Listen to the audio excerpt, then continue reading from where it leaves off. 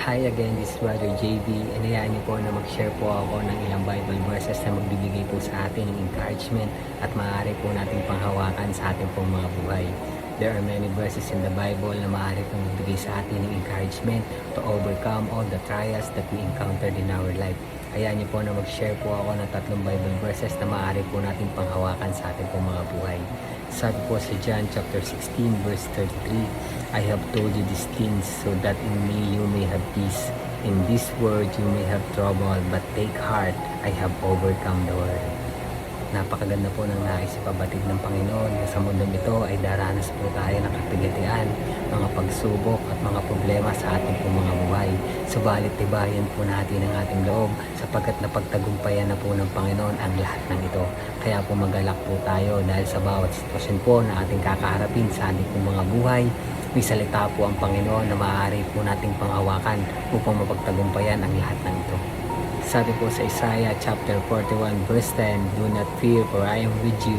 Do not be dismayed for I am your God. I will strengthen you and help you. I will uphold you with my righteous right hand. Sabi po ng Panginoon, hindi po tayo dapat matakot sapagkat kasama niya tayo. Hindi po tayo dapat mangamba sapagkat palalakasin niya tayo. Tutulungan niya tayo sa lahat ng sitwasyon ng ating mga buhay.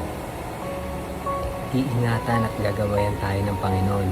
Kaya kung nasa presensya po tayo ng Panginoon, meron po tayong kapayapaan sa ating pong mga buhay.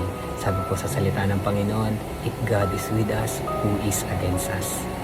Sabi po sa Philippians chapter 4 verse 6 to 7, do not be anxious about anything, but in every situation, by prayer and petition, with thanksgiving, present your request to God, and the peace of God which transcends all understanding will guard your heart and your mind in Christ Jesus. Huwag po tayo mabalisa o mangamba sa ano pa mga bagay. Sa halip, hingin po natin sa Panginoon ang lahat ng ating mga pangangailangan sa pamamagitan ng panalangin na may kasamang pasasalamat, at ang kapayapaan ng Diyos ay mag-iingat sa puso ng bawat isa. Napakasarap pong panghawakan ang salita ng Panginoon sa ating pong mga buhay. Kaya po kung nagustuhan niyo po ito, maaari po natin itong i-share sa ating mga mahal sa buhay at sa buhay ng bawat isa. Ayun lang po, isa just po ang pagbuhay.